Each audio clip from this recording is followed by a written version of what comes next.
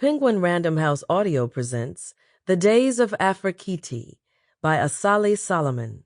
Read for you by Karen Chilton. For the Solomons and the Freedmans, and for every black woman everywhere. Don't Let Me Be Lonely. Paul Celan, James Taylor, the Isley Brothers, Claudia Rankin. 1. Late one April afternoon, Liselle stood at the large kitchen window, rubbing her hands together for warmth. Gripping the phone to her ear with her shoulder, she acknowledged that early spring was her least favorite time of year. Letting the idea settle, she felt herself slide down into one of the chairs at the cluttered kitchen island. She had intended to stand and take this call, keep a straight spine and spacious diaphragm, but found she could not. "Jail, Liselle. They're going to put his ass in jail." "But, Ma," she said, half expecting to see a cloud of steam come out of her mouth. It was not cold enough for the heat to kick on, and yet the air inside her 150-year-old home in Northwest Philadelphia felt icy. "Just because the FBI said something doesn't mean it's true. What about Martin Luther?" Verity let out an acid whoop of laughter. "You sound insane. Do I need to say that Winn is not Martin Luther King? Shit, these days, Winn up here looking more like J. Edgar, not funny," snapped Liselle. She did feel an urge to laugh, but as if she were being tickled by someone bigger who did not love her. She imagined herself in the future, taking a panicked call from her son Patrice, and resolved to do better than Verity was doing to comfort her, even as she suspected she would fail.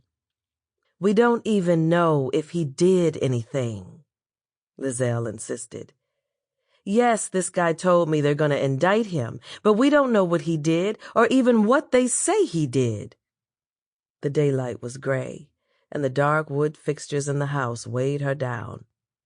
She felt a gentle tugging, which, if she gave into it, would take her briefly out of her body. Her mother's voice snapped her back. "Liselle, are you listening to yourself?" "Ma, look, I just want to know if you think I should cancel this dinner party." "Well, I'm not sure what's being celebrated. Is it Winn losing the primary, which we always knew he would? Church Williams has held that office so long that you were buck-toothed and skinny when they swore him in." "Look, the party is to thank the folks who helped us." Liselle felt sheepish at her use of folks. She had no memory of saying the word before Winn decided to run for office. "Oh, the folks," Verity said on cue. "Did you invite the folks who are going to get him locked up? Because somebody was talking to somebody, right?" Liselle hadn't even considered that she and Winn were potentially about to host an FBI informant. Would that person really have had the gall to accept their invitation? "To the point," Verity said. "You want to know if you should throw a party to thank these people who had nothing better to do with their money and time than to help you delude yourselves?" "It wasn't a delusion," said Liselle, her cheeks warming. She had used the exact same word, delusion, in an argument with Winn early in the campaign, when there had been time to turn back, when she was trying to make him turn back. She was surprised and irritated to find herself defending his and her honor. But she persisted, as she often found herself doing when her mother goaded her. "Look, Ma, at one point in the polls," Verity laughed. "The polls? Where did he buy those polls? I hope he kept the receipts." "Look, can't you just fucking say if you think I should cancel the party?" Verity began to breathe.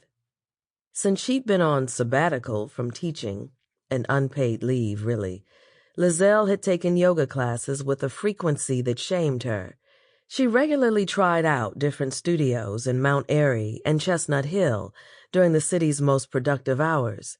In her only neighborhood celebrity sighting of Sonia Sanchez, Liselle could not greet her, So galled had she been to be wearing spandex and clutching a BPA-free water bottle with a mat under her arm. But she had learned enough from the classes that listening to Verity's loud exhalations reminded her of the practice of Ujjayi, triumphantly victorious breath. Lizelle's 41 years of research suggested that no matter how distant, abusive, judgmental, unloving, and useless one's mother was, one called her when things fell apart. One called one's mother and told her things no one else knew, even if all she said in response was, "It is what it is. All I can do is pray for you. Just be glad you have a roof over your head. I told you so, but you wouldn't listen. Oh, please, he was always like that. You made your choice. You know my money is tied up in this house right now." For weeks, since she'd spoken to the attractive gentleman from the FBI in the coffee shop, Liselle had wanted desperately not to call Verity. Of course, part of the reason she hadn't was that she hadn't even been properly alarmed. It felt almost inconceivable to Liselle that Winn's political ambition, so sudden and half-hearted, had led him into anything illegal. And yet she had not had the nerve to ask him the truth about what was going on, nor told him what she had heard from the FBI man. Liselle. Oh, the singular sound of one's mother saying one's name. I don't know why you're suddenly so interested in my opinion. I haven't seen you do a single thing I've suggested since you were 7. As long as Patrice, my poor Patrice, is okay, I don't care what happens over there. It does not matter if you cancel this fucking dinner party. But maybe you could go back in time and cancel this God-forsaken campaign, which was a huge waste of time, money, and tears. Then, after you look into that, you can go ahead and cancel this marriage, too. Liselle hung up the phone and listened to her heart slamming away in her chest. A thought reached out and grabbed her. With the same reckless spirit with which she'd hung up on her mother, she dialed another number she was shocked to find she remembered. "Is Selena there?" Then she left her name, number, and a one-word message, hanging up before the person who'd answered the phone could ask her about it. 2. Liselle had met the agent twice before his call. He'd been at one of Winn's campaign rallies, though she hadn't known who he was at the time. Later, she'd run into him at the Chestnut Hill Cafe. She bristled with hatred, remembering his dopey name and the fact that he was a tall and extremely good-looking black man.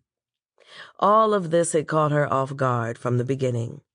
The next thing she knew, he was calling the house as a courtesy, he said, to warn her that the FBI was pursuing indictments against Winn.